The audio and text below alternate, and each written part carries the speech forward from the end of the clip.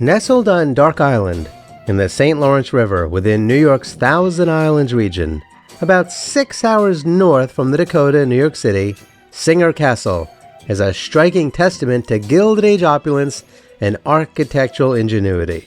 But what is its connection to the Dakota? That is what we're going to explore in this episode of The Dakota Chronicles. Built between 1902 and 1905, this 28-room, 4-story castle was commissioned by Frederick Gilbert Bourne, the 5th president of the Singer Sewing Machine Company, as a summer retreat and hunting lodge for his family. Designed by the renowned American Beaux-Arts architect Ernest Flagg, the castle draws inspiration from Sir Walter Scott's novel Woodstock, which describes a mysterious English castle replete with secret passageways. Originally called The Towers, the castle's current name, Singer Castle, reflects its association with Bourne's leadership of the Singer Sewing Machine Company. As you can see, Singer Castle is a blend of medieval, Gothic, and Renaissance styles, embodying the romanticized vision of a European fortress adapted for American industrial wealth.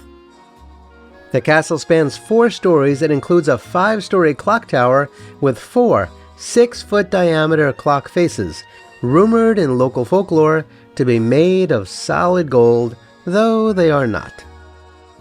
Constructed using rose granite quarried from nearby Oak Island and transported over water and ice, the castle required over 2,000 loads of Canadian topsoil to transform the rocky 7-acre island into a suitable foundation. Italian stonemasons shaped the granite, crafting intricate details for the main castle: 3 boathouses, a pergola, a rose garden, and a squash court, and a 2-story ice house, which was essential for turn-of-the-century entertaining. The castle's interior is equally captivating.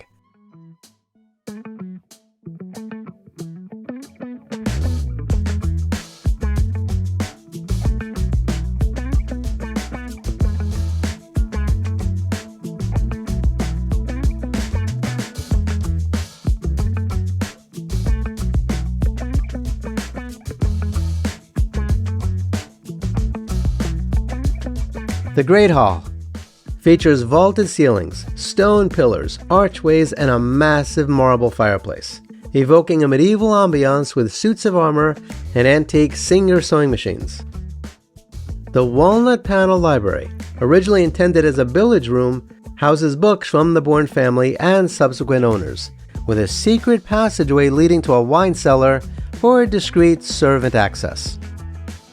The dining room boasts hand-carved tables, a wrought iron chandelier, and buttons under the table to summon servants, a feature found in nearly every room. Hidden passageways, including a bookcase door and a portrait of King Charles II that swings open for spying, add an air of mystery. A room that some describe as being a dungeon is accessible via a secret passage in Bourne's office, and subterranean tunnels connecting outbuildings enhance the castle's mysterious allure. The breakfast room, with large Gothic windows offering stunning views of the St. Lawrence River, and the trophy room, reflect the Bourne's love for hunting and yachting.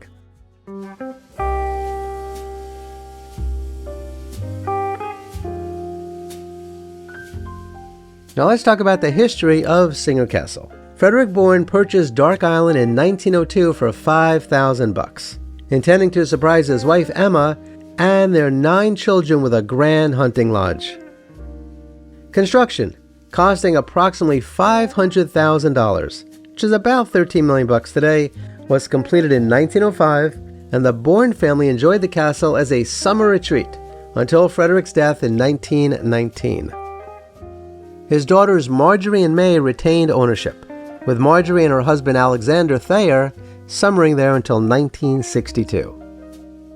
During Prohibition, the Thayers reportedly allowed rum running, adding to the castle's lore. In 1962, Marjorie bequeathed the castle to the LaSalle Military Academy, which sold it a few years later to the Harold Martin Evangelistic Association for $35,000.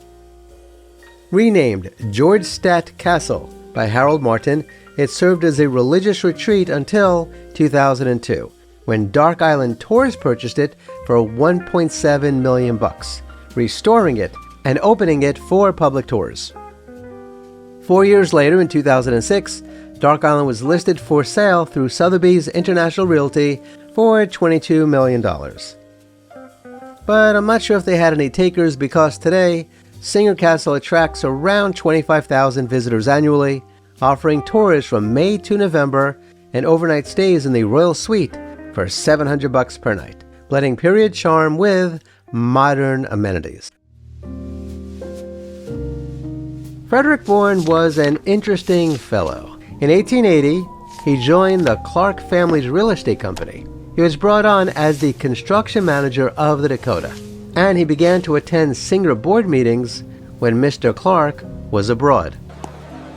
In 1882, he became the manager of Mr. Clark's estate, and in 1885, he became secretary of the Singer Company. And in 1889, he became the 5th president of the Singer Sewing Machine Company. He rose to prominence by expanding the company globally, introducing the installment plan and modernizing its factories. In 1897, he commissioned the construction of the Singer Building that was completed in 1908.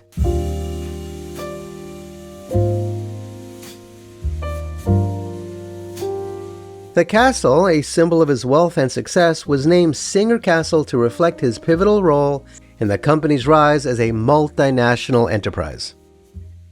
As mentioned previously, it was originally called the Towers after the castle in Sir Walter Scott's book Woodstock, and was also long known as Dark Island Castle. The name Singer Castle became official post-Bourne, cementing its connection to the Singer sewing machine empire. As with other presidents of the company, Frederick Bourne had an apartment in the Dakota, which of course was once owned by the family of Edward C. Clark. However, his primary residence was Indian Neck Hall, a 110-room mansion on Long Island. But the Dakota served as his city base, reflecting his status among industrial magnates. After several months of ill health, Frederick Bourne died at Indian Neck Hall on March 9, 1919. At the time, he was one of the wealthiest men in America, leaving an estate valued at $25 million. That would be about $465 million in 2025. Today, Singer Castle remains a captivating destination, blending history, mystery, and architectural splendor on the St. Lawrence River.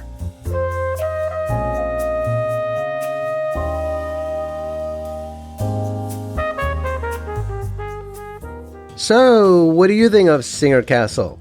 If you're rolling in dough, would you live in a place like that? You know I would. Have you ever been there? Do you have any intention to visit? Please share your thoughts in the comments below. Kindly remember to like, share, and subscribe, and hit the notification bell. Please check out the links below to learn how to support my research and productions. This channel is sponsored by CampfireShop.com. Do me a favor and check them out, and buy some awesome candles, herbal supplements, teas, and more. Kindly be kind to all of our fellow Earthlings, and please do not harm them. And do yourself a favor and go to a local shelter and adopt a cat or a dog or both. You and they will be very glad that you did. Until next time, I wish you safe travels on all your journeys.